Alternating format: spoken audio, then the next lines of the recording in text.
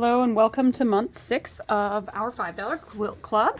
We are doing the ribbon star block, which is basically a friendship star set in a hexagon. So in your kit you will have a strip of white, a strip of dark magenta, and a strip of light magenta. So we are offering 2 options this month.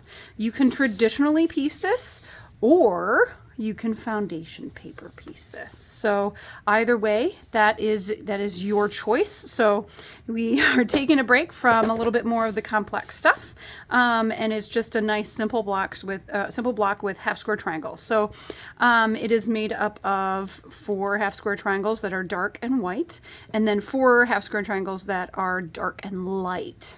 So this is your cutting chart. I've already cut some of my fabrics here, but I'll show you how I cut these.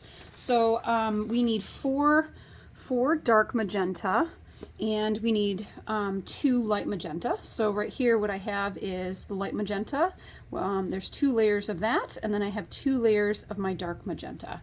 So what I'm going to do is I'm just going to line this up together on my mat where they're roughly towards the edge of this line right here, and I'm just going to square off the edge and make all those layers nice and straight.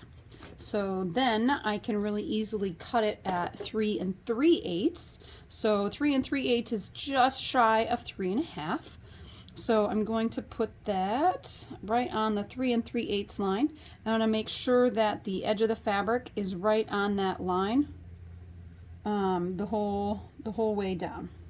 Right here. So that looks pretty good. And then you also want to make sure that your ruler is not crooked this way or that way. So I'm going to make sure that my ruler, oops, I moved it a little too much, is lining up with one of the lines on my mat, so that I can tell that it's going to be a square cut, and I'm not going to line it up like this and have it not straight. So I'm going to go ahead and cut that. Okay.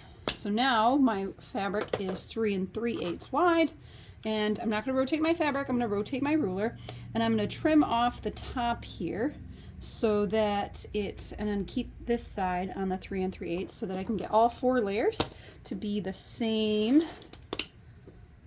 There. And now again, pick up my ruler, and I'm going to rotate it.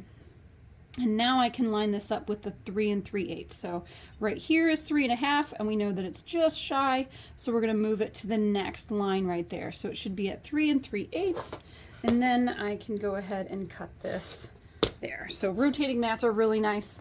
That way you can always, just rotate the mat. You don't have to have all these weird angles with your hands, and it's safer.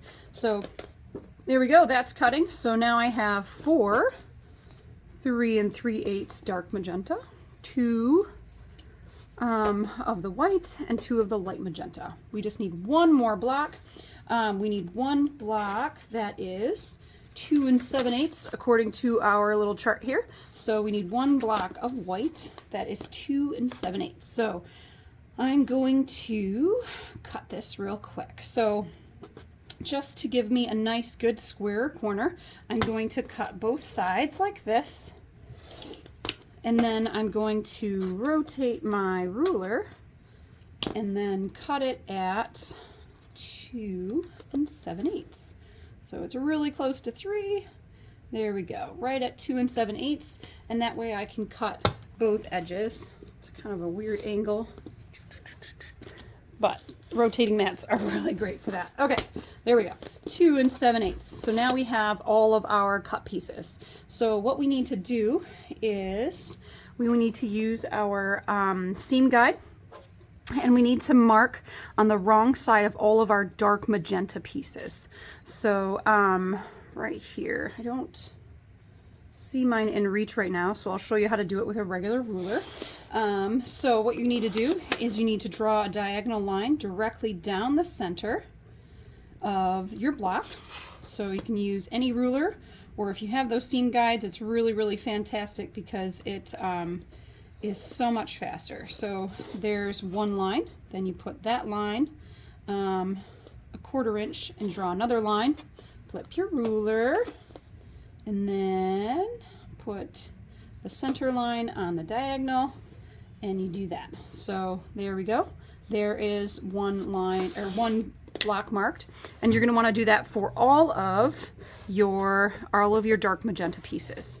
And then you're going to put that together with your white piece. So right sides together, no right or wrong sides to white. So that's nice. And then feel free to go ahead and, you know, put a couple pins in here to make sure that everything stays in place while you're sewing. Not necessary, but you can pin that. I like to put my pins really far away from the seam line so I know that I won't have to take it out as I go. And I always put the ball head of the pin on the outside and the point on the inside, so that if my foot does get close to that, the bulky head is not going to be in the way. Okay.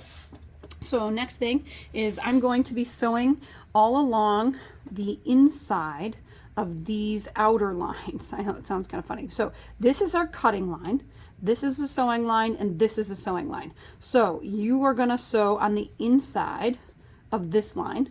You do not want to sew over here because it means your half square triangle is going to be too small. We don't want that. You can't make it bigger, but you can always trim it, which is why which is what we're aiming for. We want to be able to square them up because this is the bias and it stretches like crazy. So we want to help prevent that. So you can use a walking foot on your machine, which will help reduce the stretching of your fabric.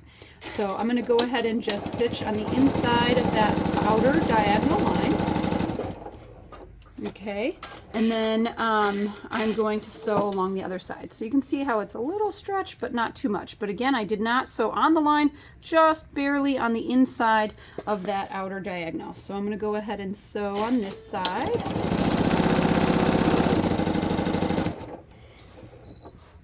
Oops. Okay, so now there is my block. Now I'm done with that. So you can use scissors or you can use a rotary cutter and you can just cut along there. I'm going to go ahead and use a rotary cutter. So I'm just going to line this up.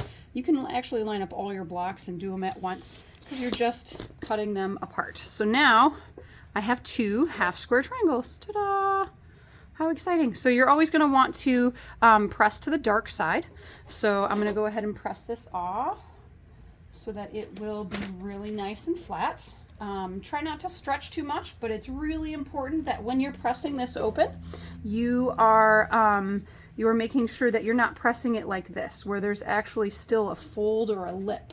And you do not want to do that because then it'll make your block too small. So when you press it, you have to make sure that it's really, really nice and flat and there's not any more of that fold there. So you would not want to fold it or press it like this because you're actually making it smaller than it actually is. So you have to pull it all the way open. Don't pull too much because it's going to stretch and make it not so square. So here is one completed half square triangle. So now I just need to trim it up.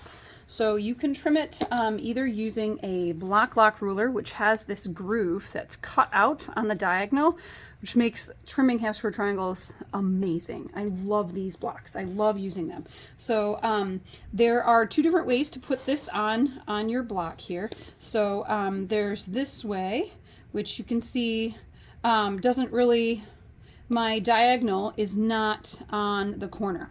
So that is not the right way. So you're going to want to rotate your ruler. That way, now I've rotated it. Now you can see that my corner has my diagonal line on it, which is what we want. And we want to trim these to 2 7/8. So this is the exact 2 7/8 line right here.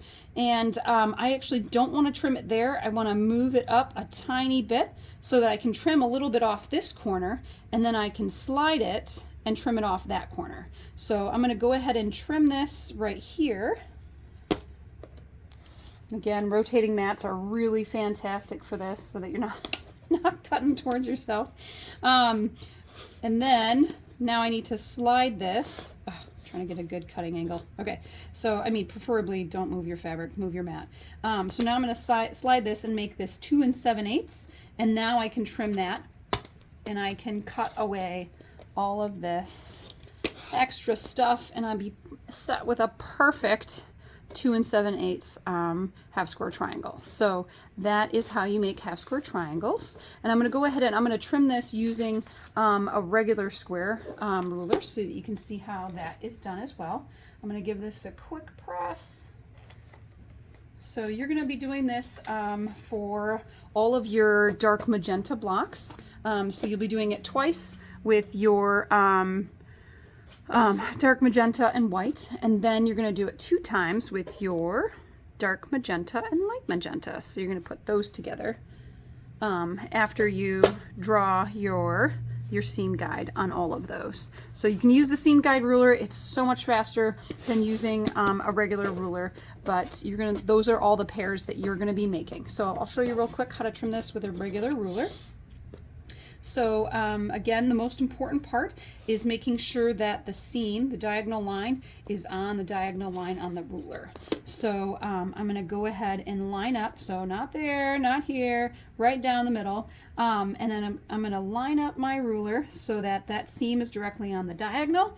And again, I'm going to line it up so that I can cut a little bit off this corner, and then I'm going to rotate my ruler and cut off the other corner as well. You don't want to push it so that you're only trimming one corner, because both corners will need to be trimmed. So I'm going to slice that off real quick. There we go. And now I'm going to rotate my ruler, line it up with the 2 7/8. Here we go. 2 7/8. Hold on, I'm a little tilted. Okay, there. I know it's tilted on the mat, but I didn't want to move the fabric. So now you can see 2 7/8, 2 7/8, 2 7/8, 2 7/8 all the way across. And now I can trim this very awkward angle that way, and then this way. Okay, make sure I got everything. Leave my ruler on there and try to take the scraps off. So that's how you trim up with with a regular ruler. So I'm going to go ahead and finish marking all of these and sewing all of these, and we'll come back for block assembly.